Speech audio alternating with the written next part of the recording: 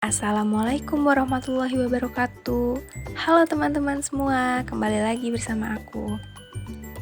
Oh iya, kali ini aku akan membahas materi mengenai komunikasi dalam organisasi. Gimana? Menarik kan? Jadi, yuk kita simak penjelasannya. Manusia di dalam kehidupannya harus berkomunikasi.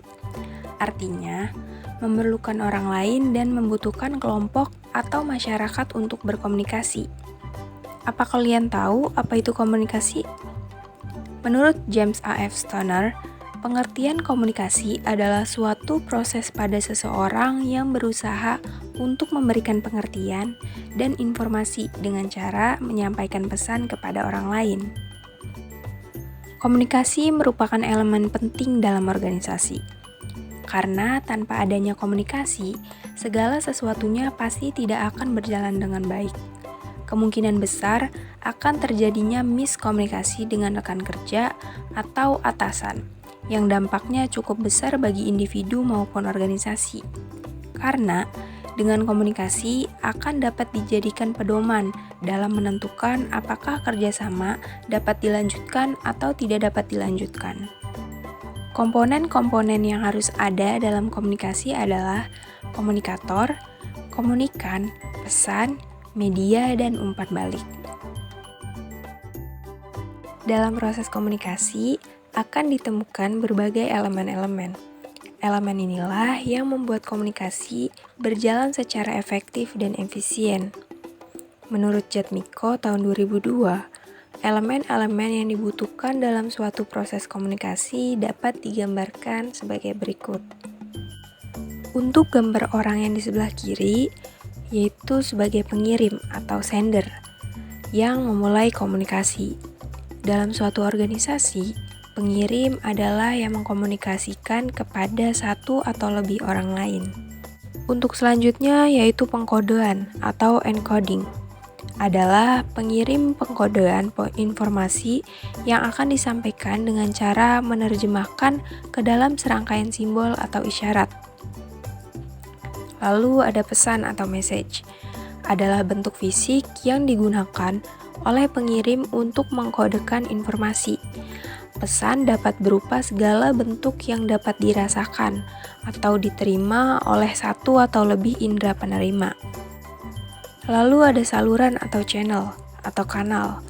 Ialah media yang digunakan untuk menyampaikan pesan, misalnya udara untuk pesan yang disampaikan dengan kata-kata, atau kertas untuk pesan yang disampaikan dalam bentuk tulisan.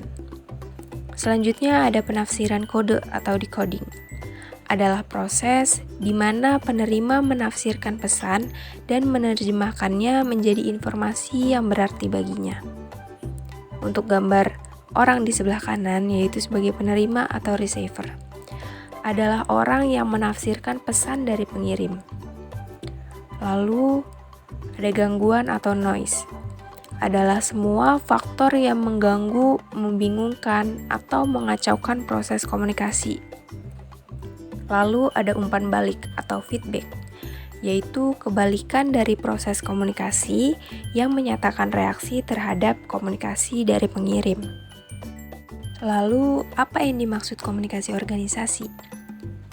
Katz dan Kahn berpendapat bahwa komunikasi organisasi adalah sebuah pengiriman dan atau pertukaran informasi dalam suatu organisasi, sehingga dapat membentuk arus informasi.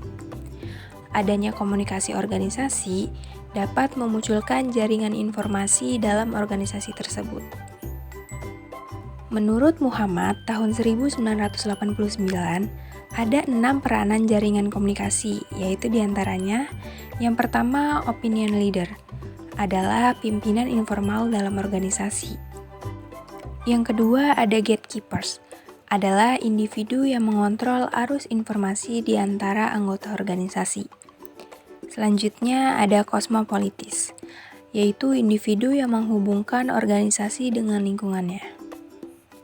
Yang keempat ada bridge, yaitu anggota kelompok atau organisasi yang menghubungkan kelompok dengan kelompok lainnya. Yang kelima ada liaison, adalah sama perannya dengan bridge, Tetapi, individu itu sendiri bukanlah anggota dari satu kelompok, tetapi merupakan penghubung di antara satu kelompok dengan kelompok lainnya. Dan yang terakhir ada isolate. Adalah anggota organisasi yang mempunyai kontak minimal dengan orang lain dalam organisasi. Jaringan komunikasi dalam organisasi dapat terjadi dari atas ke bawah, dari bawah ke atas, dan horizontal. Komunikasi yang datangnya dari atas ke bawah, misalnya berupa perintah, penjelasan mengenai tugas, prosedur, dan langkah-langkah mengenai perintah yang harus dilaksanakan. Komunikasi dari bawah ke atas, misalnya berupa usulan, laporan pelaksanaan tugas, dan juga sebagainya. Untuk secara horizontal, yang terjadi antara orang-orang yang berada pada tingkat hierarki yang sama di departemen yang berbeda. Menurut Muhammad, tahun 1995, ada beberapa fungsi pesan yang disampaikan dalam komunikasi organisasi, yang berhubungan dengan tugas-tugas kemanusiaan dan pembaharuan dalam organisasi. Di antaranya yaitu, yang pertama, pesan tugas, yaitu pesan-pesan yang berkenaan dengan pelaksanaan tugas-tugas organisasi oleh anggota organisasi. Yang kedua, pesan pemeliharaan, yaitu pesan yang berkenaan dengan kebijaksanaan dan mengaturkan organisasi. Yang ketiga, pesan kemanusiaan, yaitu diarahkan kepada orang-orang dalam organisasi dengan mempertimbangkan sikap mereka. Dan yang terakhir, ada pesan pembaharuan, yaitu suatu pesan yang menjadikan organisasi dapat menyesuaikan dari perubahan-perubahan yang terjadi dalam lingkungannya. Gimana nih penjelasannya? Semoga bermanfaat ya. Jangan lupa tonton video aku yang lain juga. Oh iya, jangan lupa like, comment, and subscribe. See you guys!